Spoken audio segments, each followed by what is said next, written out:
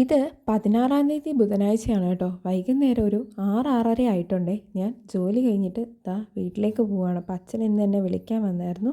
ഇന്ന് നമ്മുടെ കുഞ്ഞുവിൻ്റെ ബർത്ത്ഡേ ആയതുകൊണ്ട് നമ്മളൊരു കേക്കൊക്കെ ഓർഡർ ചെയ്തിട്ടുണ്ടായിരുന്നു കേട്ടോ. അപ്പോൾ അതൊക്കെ വാങ്ങിക്കാനായിട്ട് വന്നതാണ്. നമ്മുടെ കളറോട് തന്നെ ഗാന്ധി ജംഗ്ഷനിലുള്ള AB കേക്ക്സിലായിരുന്നു കേട്ടോ ഓർഡർ കൊടുത്തിരുന്നത്. നമ്മൾ പറഞ്ഞിരുന്നത് പോലെ സ്ട്രോബെറി കേക്ക് തന്നെ അവർ റെഡിയാക്കിയൊക്കെ വെച്ചിട്ടുണ്ടായിരുന്നു കേട്ടോ. നമ്മൾ എത്താൻ വൈകിയതുകൊണ്ടാണ് അവർ എഴുതാനും ലേറ്റായത്. അങ്ങനെ നമ്മളത് കയ്യോടെ വാങ്ങിച്ചു. 1/2 kg ആയിരുന്നു. അങ്ങനെ നമ്മൾ നേരെ വീട്ടിലേക്ക് പോന്നിട്ട് കുഞ്ഞിനെയും കാത്തിരിക്കുകയാണ് കേട്ടോ. അവൾ വരാൻ ഇത്തിരി ലേറ്റ് ആയിട്ടുണ്ടായിരുന്നേ. ഞാൻ മീഷോയിലാണ് ഡെക്കറേറ്റ് ചെയ്യുന്ന കുറച്ച് സാധനങ്ങളൊക്കെ ബുക്ക് ചെയ്തിരുന്നെങ്കിലും അവർ ആ പറഞ്ഞ ടൈമിന് എനിക്കത് എത്തിച്ചു തന്നിട്ടില്ല.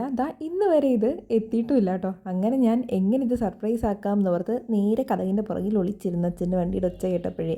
എന്നിട്ട് അവൾ വന്നതും ചാടി വീണു. അവൾ ആ കേക്ക് തട്ടിത്തെറിപ്പിക്കാനത് ഭാഗ്യമെന്നാണ് അപ്പോൾ എനിക്ക് തോന്നിയത്. ഞെട്ടിപ്പോയിട്ടുണ്ടായിരുന്നു.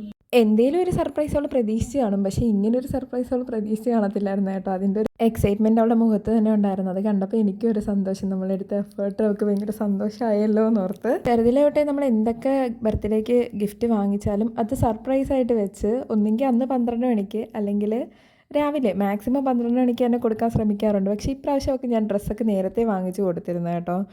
ബർത്ത്ഡേക്ക് ഇട്ടുകൊണ്ട് പൊയ്ക്കോട്ടെ എന്ന് ഓർത്ത്. ചെറുതിലെ തൊട്ടേ ഒരു ബർത്ത്ഡേക്കും മുടക്ക് വരാതെ എല്ലാ ബർത്ത്ഡേക്കും ഞാൻ അവൾക്ക് എന്തെങ്കിലുമൊക്കെ വാങ്ങിച്ചു കൊടുക്കാറുണ്ട്. തിരിച്ചും അങ്ങനെ തന്നെയാണ്. ജോലിയൊക്കെ കിട്ടുന്നതിന് മുമ്പാണെങ്കിൽ എന്തെങ്കിലും ചെറിയ ചെറിയ സാധനങ്ങളൊക്കെ വല്ല ക്ലിപ്പ്, വള, മാല അങ്ങനെയൊക്കെയാണ് വാങ്ങിച്ചുകൊണ്ടിരുന്നതെങ്കിൽ ഇപ്പം ഞാൻ അവളോട് ചോദിച്ചിട്ട് അവൾക്ക് എന്താണോ വേണ്ടത്, വലിയ കാര്യങ്ങളൊന്നും അല്ല കേട്ടോ, എന്നാലും എന്നെക്കൊണ്ട് പറ്റുന്ന പോലെ വാങ്ങിച്ചു കൊടുക്കാറുണ്ട്.